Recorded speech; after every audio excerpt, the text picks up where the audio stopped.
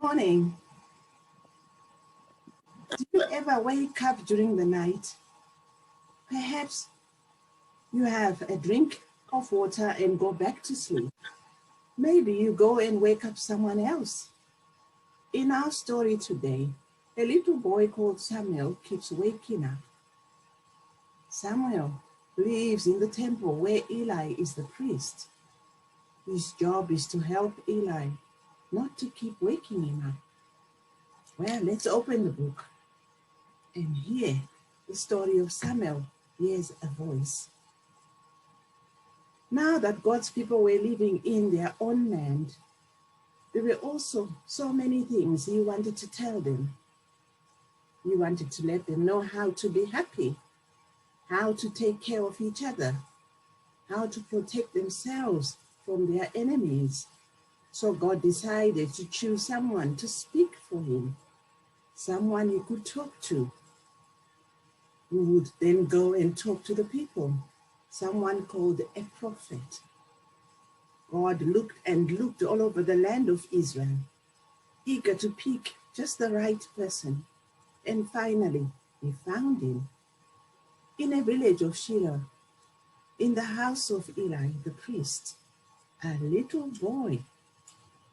God called one night, Samuel, Samuel, I want to talk to you. Samuel sat up and rubbed his sleepy eyes. He'd never heard God's voice calling before, and he thought that old Eli was calling him. Samuel stumbled into Eli's room to see what he wanted. But Eli just shooed him back to bed. Samuel, God called again. Samuel, listen. Samuel was confused this time and a little scared. So he crept back into Eli's room. I told you I didn't call you. Now off to bed. Samuel didn't know what to think as he crawled under his covers. But when God called for the third time, he knew what to do. Samuel, Samuel. He dashed back to Eli just as fast as he could. Samuel, if either of us is going to get any sleep tonight, we need to find out who's calling you. And I have an idea who it might be. So the next time you hear the voice, I don't want you to come running in here. Instead, I want you to say, "Speak, Lord, and I will listen." Samuel's eyes opened wide. You mean God is talking to me? Do as I tell you, and we'll find out. So Samuel went back to bed. God called his name again. Samuel. This time Samuel stayed there and listened to God, and his eyes opened wide with wonder. And from that moment until Samuel was himself an old man, God talked to Samuel, giving him messages to pass on to the people.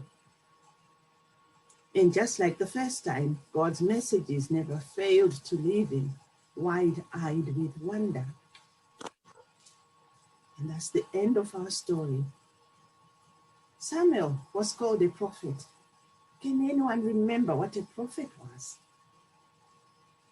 The story explained it like this: someone who God chose to speak for him, someone he could talk to, who could then go and talk to people and pass on his messages. There are many prophets in the Bible, and Samuel was one of them. Close your eyes and imagine what God's voice might have sounded like to Samuel. Do you think it was very loud and booming, or was it very soft and gentle? Now I'm going to say a prayer, and if you want to make it your prayer, say Amen at the end after me. Dear God, thank you for talking to Samuel, even though he was a little boy. Help us to remember that you talk to everybody, children and grown-ups. Help us to listen to you today. Amen. Amen. That's the end of our story.